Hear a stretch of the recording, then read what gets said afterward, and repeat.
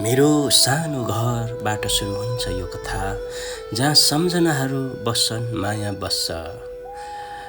आज फेरि एक नयाँ अनुभूति माथि हेरेर श्रद्धासँग अमृत जल ग्रहण गर्दा मनभित्र शान्ति छाउँछ।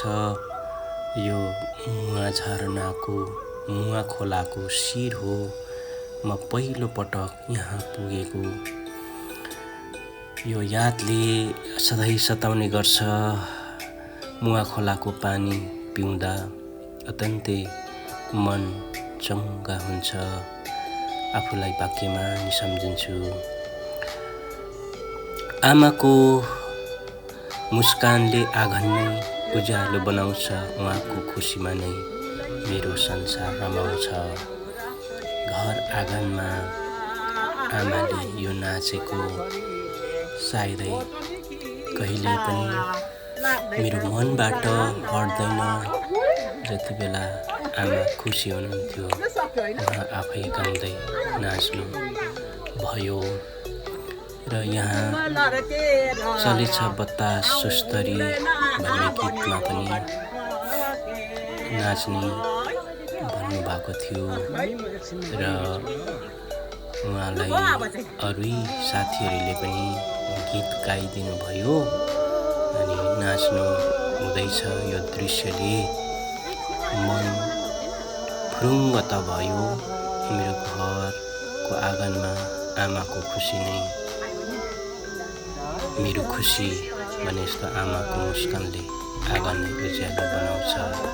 उहाँको खुसीमा नै मेरो संसार रमाउँछ। यसरी फुलहरू फुलेका छन्। प्रकृतिले आफ्नो सुन्दरता देखाइरहेको छ। लाली गुराँस फुलेको छ, जसले मनलाई अझै आनन्दित बनाउँछ। मनले अझै आनन्दित बनाउँछ।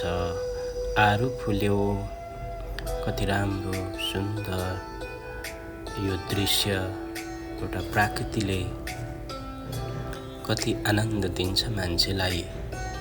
त्यस्तै सदाबहार फुलिरहँ जस्तो लाग्ने यो आरु फुलेको सिजनमा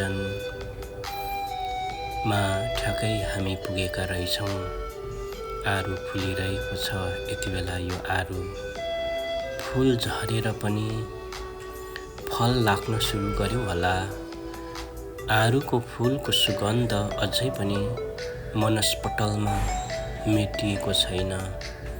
साँच्चै प्रकृति नै कति आनन्दित छ, कति सुन्दर छ, कति हाँसेको छ। यो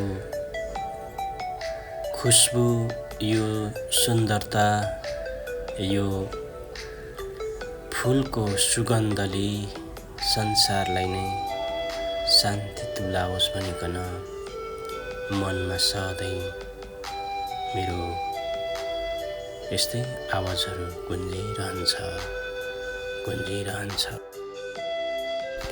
अन्तमा श्रद्धा र विश्वास सहित सेमिचङमा पूजा गर्दै मनलाई शान्त र पवित्र बनाउँदै यही नै साँचो खुसी हो, यही नै मेरो जीवनको सुन्दरता हो भनिकन बिदा हुन्छु। जय प्रेम, बाबाई।